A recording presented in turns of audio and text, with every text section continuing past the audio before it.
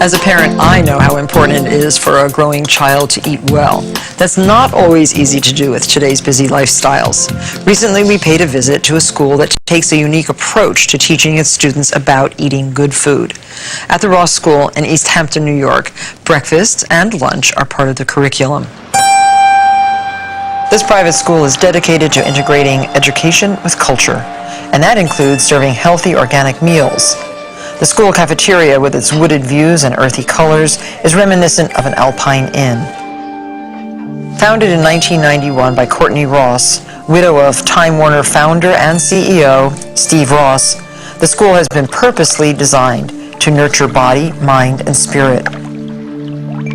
On the day that we visited, the lunch line included choices like mushu with cabbage and vegetables, lettuce with carrots and dressing, pizza, roasted turnips, apples and onions, and pasta with duck. It's interesting that so many cultures came up with a similar type of food. Executive Chef Ann Cooper, now in her 5th year at the Ross School, has recreated the ABCs of traditional home economics into an acronym for the school's name. ROSS stands for Regional, Organic, Seasonal, and Sustainable. When I was hired here, Mrs. Ross, the founder of the school, sat down with me and said, I eat organically and healthfully, and that's what I want for the students.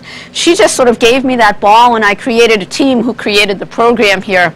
After graduating from the Culinary Institute of America, Ann spent 15 years as a celebrated executive chef at white tablecloth establishments. You guys are doing a great job here. She's also written several books on the politics of food. One of the things about being a chef is that everything you make is gone. You make it and somebody eats it, but it's not anything lasting. And I thought, you know, I really could make a difference. Maybe I could really change the way America feeds its kids.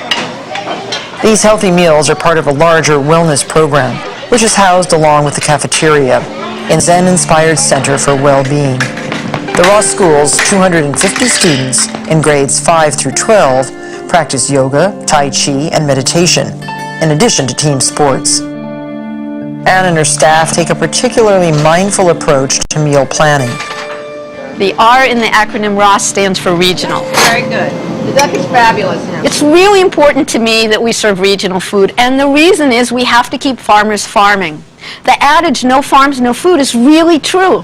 Where's our food going to come from? I'm going to be a chef cooking plastic peanut butter from Taiwan if we don't have food grown locally. I love the way the chocolate. Despite the long winters on the South Fork of Long Island, the school cafeteria is supplied with a surprising wealth of vegetables grown and stored by local farmers. Oh, these are beautiful. Yeah, I bet they're going to be really sweet, huh? Very sweet. They get sweeter this time of year. Nearly all of the ingredients used in the kitchen comply with the USDA's strict new national organic certification standards. The O in the acronym ROSS stands for organic. We're all antibiotic and hormone-free in the meats, seafood, and poultry that we feed the children. And we're all organic or natural in dairy products, no RGBH, no hormones at all. Scott Chasky delivers garlic, cabbage, potatoes, and fresh greens from his hoop houses.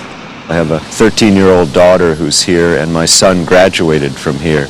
Part of what the school does, of course, is integrate the kids into the whole food production system out here. So we've had kids from this school come to the farm every year to help us plant, to harvest, to learn in depth about how food is grown and about sustainable agriculture. When children or adults eat our food, they say, oh, it's delicious, you must be the best chef.